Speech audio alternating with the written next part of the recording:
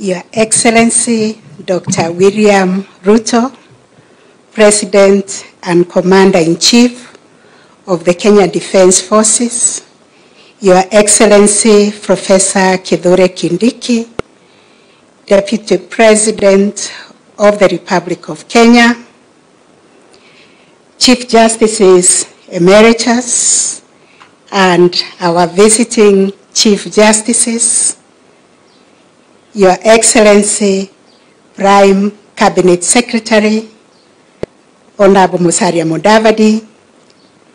Allow me also to acknowledge the protocol that has been set and abide by it, and recognize my brother and sister judges from the Supreme Court, from all the courts, and all the visiting justices, and our esteemed members of the Judicial Service Commission, distinguished delegates, ladies and gentlemen, good morning.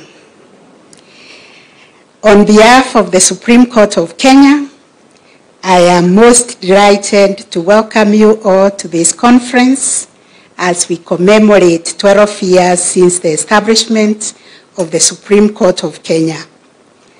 Allow me to particularly single out for special mention and recognition my brother and sister Chief Justices and judges from other jurisdictions who have traveled from across the continent and the world to join us for this conference. Let us appreciate our esteemed guests. The theme of the conference, reflecting and introspecting on the Supreme Court of Kenya's jurisprudence, 12 years of defending the Constitution, captures the dual purpose of our conference, which is to celebrate the milestones we have achieved while critically examining the journey we continue to chart as Kenya's apex court and the ongoing commitment to uphold justice, to uphold constitutionalism, and to uphold the rule of law. At the heart of this conference is the idea that institutions matter. Institutions are the anchors of our democratic aspirations. The establishment of the Supreme Court as the ultimate interpreter and guardian of the Constitution embodies the expectation that the Supreme Court provides stability, certainty, and predictability in resolving the inevitable conflicts that arise within our society.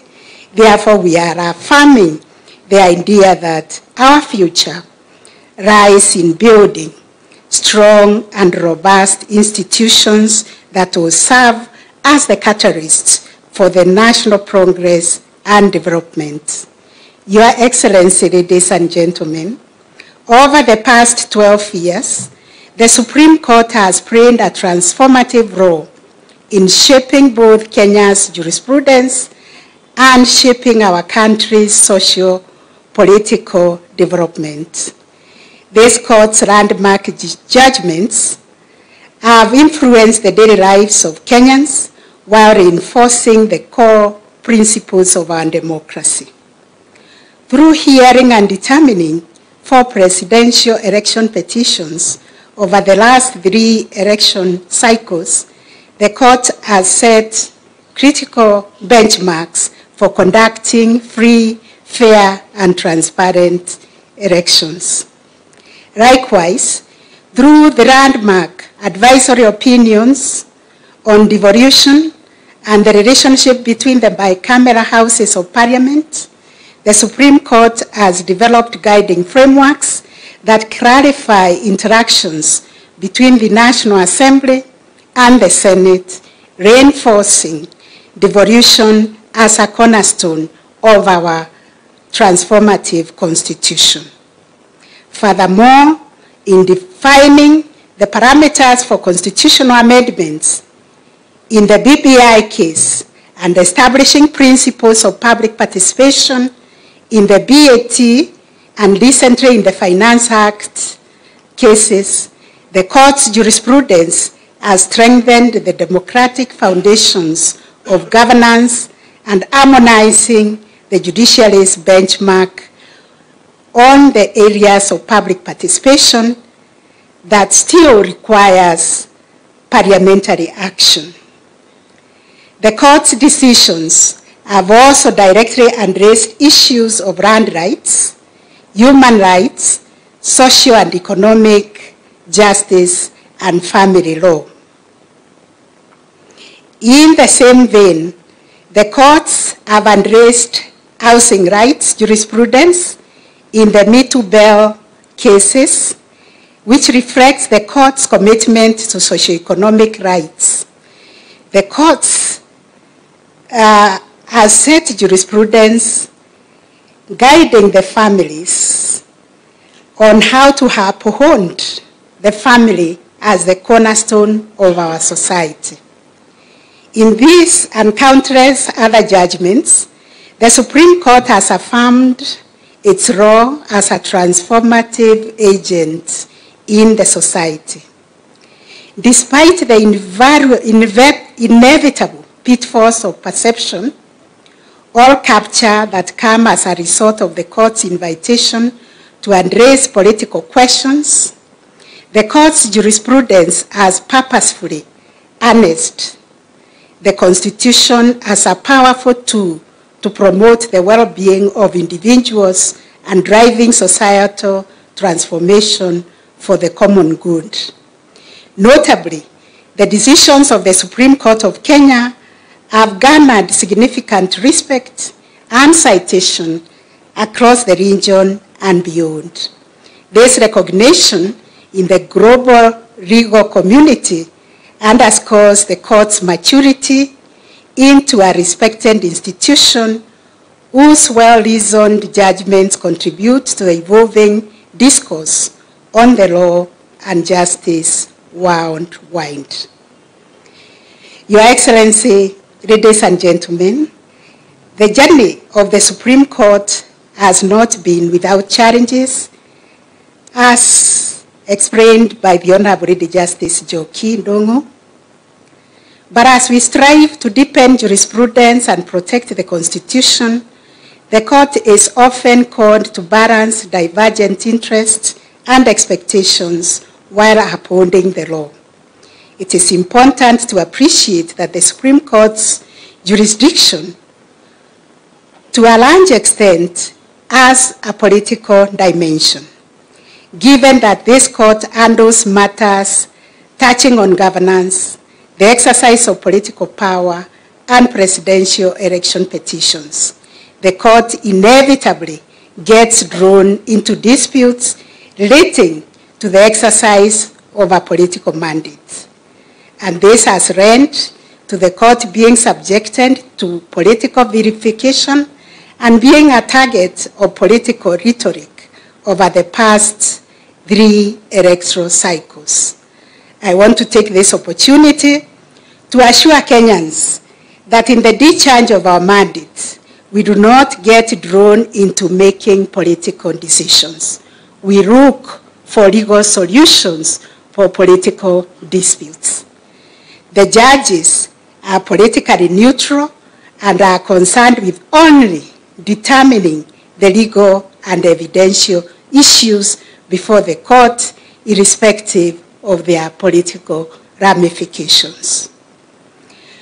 Going back to the history that informed the jurisdiction vested in the Supreme Court, particularly the exclusive jurisdiction to hear and determine presidential election disputes, there is need to sustain public confidence and trust in the Supreme Court.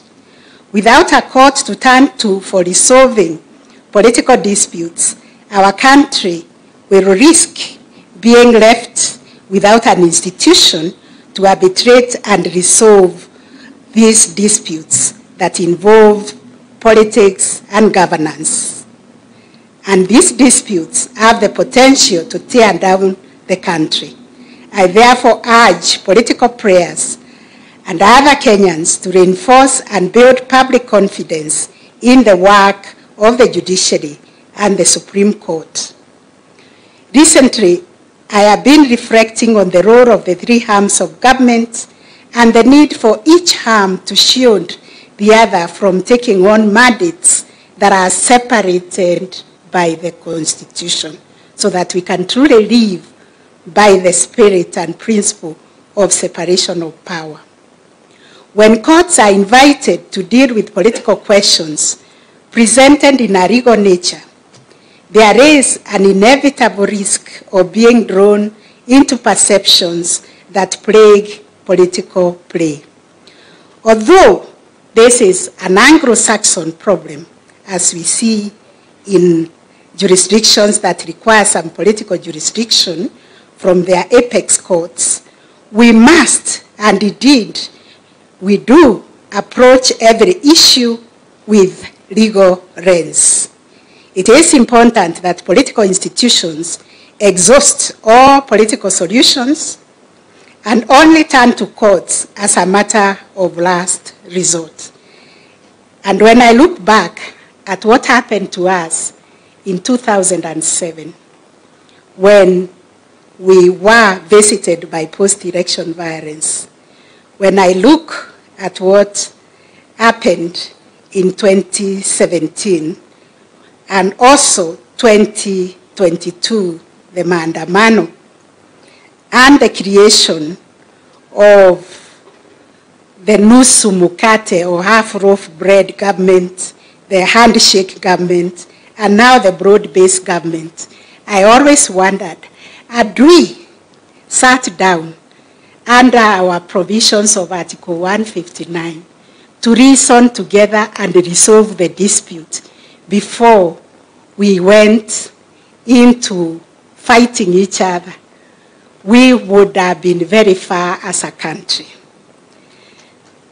So let us embrace the provisions of 159 and do NDR, or what we are calling court annexed mediation or alternative justice system, to resolve the disputes that visit us, especially politically. We have resolved those 3 cycles of disputes as the Supreme Court, but the answer given by the Supreme Court is not what carried the day. What happened at the table through negotiations in those arrangements, including the creation of the broad-based government after the dispute in 2022 elections, is testament that political solutions to political problems is possible. Although courts remain ready to delve into complex legal issues arising out of political processes, we must require all institutions to exhaust constitutional alternative dispute resolution avenues to strengthen the cohesion in our society. In today's rapidly evolving world, new dynamics continue to reshape the legal, political, and social landscapes in which we operate. Challenges such as deepening social inequality, the urgent realities of climate change, political competition, which introduce complex issues that demand careful navigation and thoughtful judicial responses.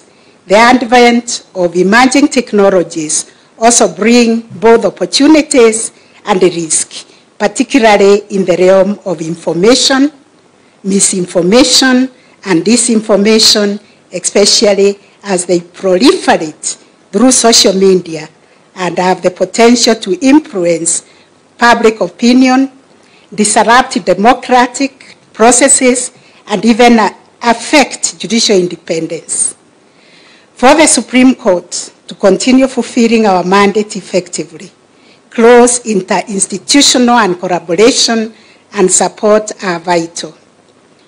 Upholding the rule of law and protecting constitutional rights is a collective responsibility that calls for cooperation and respect among the judiciary, the legislature, and the executive, and other state agencies.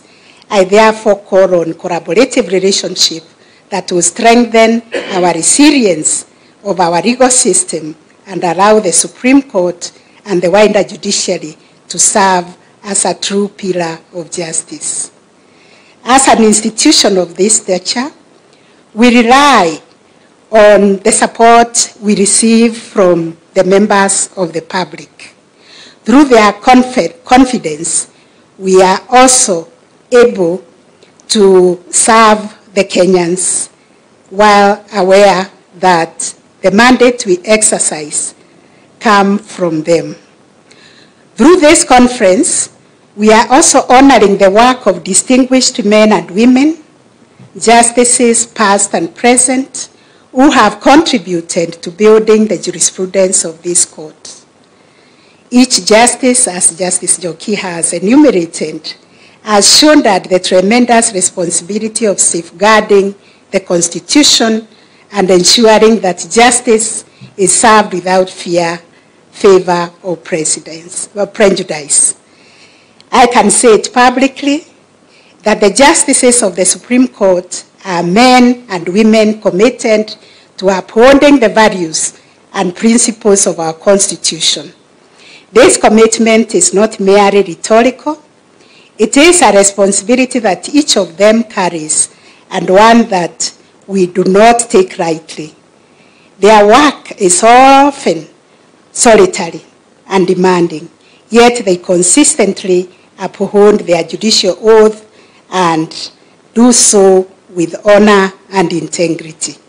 I therefore wish to introduce my esteemed colleagues serving on the Supreme Court bench, the Honorable Justice Philomena Mwiru, who is the Vice President of the court, the Honorable Mr. Justice Mohammed Ibrahim, the Honorable Justice Mokin Wanjara, the Honorable Justice Joaquin Dungu, the Honorable Justice Isaac Renaura,